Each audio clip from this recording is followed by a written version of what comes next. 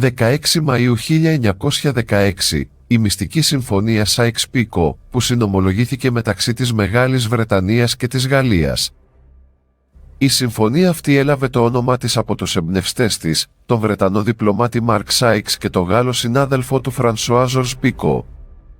Ο Πρώτος Παγκόσμιος Πόλεμος ήταν ήδη σε εξέλιξη και η Οθωμανική Αυτοκρατορία είχε συνασπιστεί με τις κεντρικές δυνάμεις.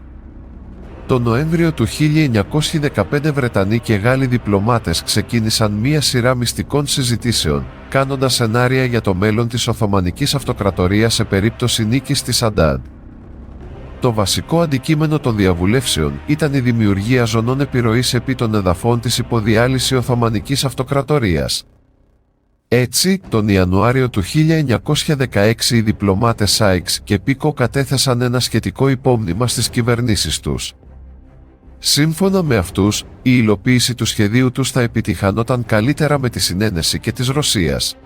Πράγματι, στις 26 Απριλίου 1916 υπογράφθηκε η Συμφωνία Σαζόνοφ με την οποία η Ρωσία συνενούσε με τα σχέδια των Αγγλογάλων και διατύπωνε τις δικές της αξιώσεις. Ειδικότερα, η Ρωσία θα αποκτούσε τον έλεγχο των βιλαετιών του Μπιτλής, του Ερζερούμ, της Τραπεζούντας και της Βαν, δηλαδή όλης της Δυτικής Αρμενίας. Να σημειωθεί δε ότι ένα μεγάλο τμήμα αυτών των εδαφών το είχε ήδη κυριεύσει.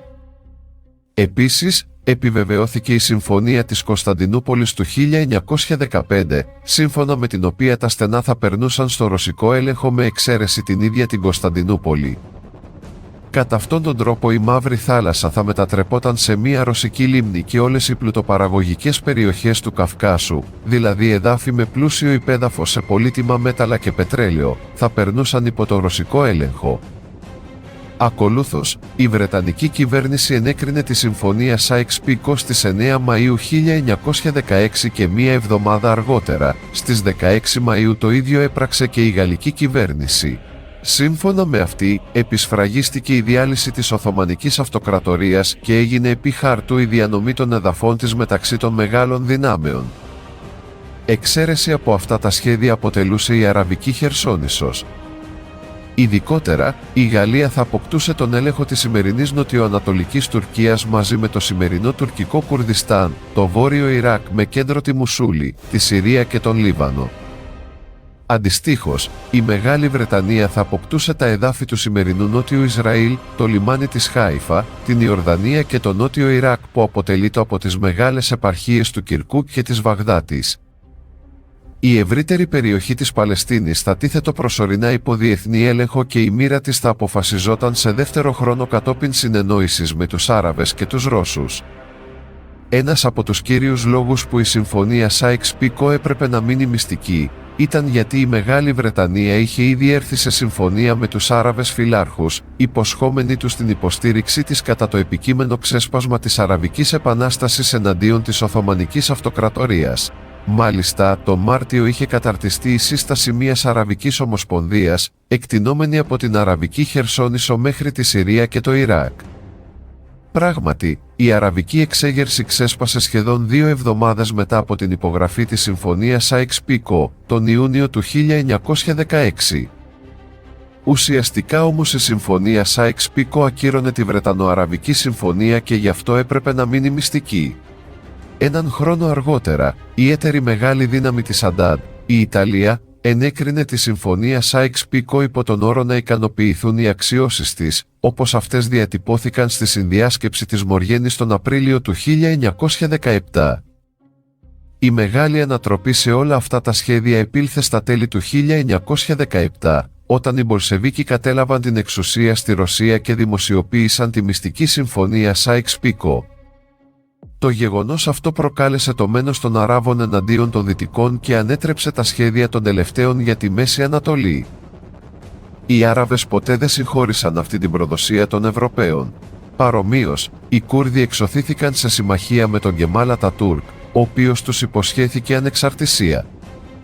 Επιπροσθέτως, τον Ιανουάριο του 1918 ο πρόεδρος των Ηνωμένων Πολιτειών Woodrow Wilson προέβη στην περίφημη δήλωση περί αυτοδιάθεσης των λαών, που έμεινε στην ιστορία ως δόγμα Wilson, με την οποία ουσιαστικά καταδίκαζε τη Βρετανογαλλική πολιτική και υποστήριζε τους Άραβες.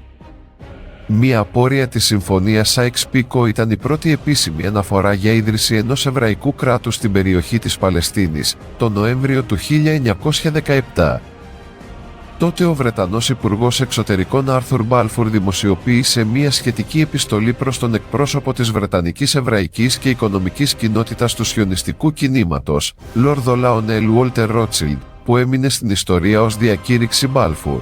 Τότε, η Βρετανίδα πράκτορας Γερτρούδι Μπελ, που παρασκηνιακά είχε πρωταγωνιστήσει στην υλοποίηση της Βρετανοαραβικής προσέγγισης και ουσιαστικά αυτή ήταν που χάραξε τα σύνορα του κατοπινού κράτους του Ιράκ, δημοσιοποίησε μία σειρά άρθρων εναντίον της διακήρυξης Μπάλφουρ. Θεωρούσε ότι το δόγμα, η Παλαιστίνη για τους Εβραίους, ήταν άδικο και λανθασμένο. Μάλιστα προφητικά είχε χαρακτηρίσει τη διακήρυξη Μπάλφουρ σαν έναν εφιάλτη που θα επιφέρει φρικτά πράγματα και πως όσο και εάν οι Βρετανοί μεσολαβήσουν, δεν θα μπορέσουν να αποτρέψουν τον εφιάλτη αυτό. Από τα πυρά της δεν ξέφυγε ούτε και ο τότε πρόεδρος της Παγκόσμιας Σιωνιστικής Οργάνωσης, Χάιμ Βάισμαν, ο οποίος διατηρούσε στενές επαφές με το Βρετανικό Υπουργείο Εξωτερικών και αργότερα ανέλαβε πρώτος πρόεδρος του κράτους του Ισραήλ.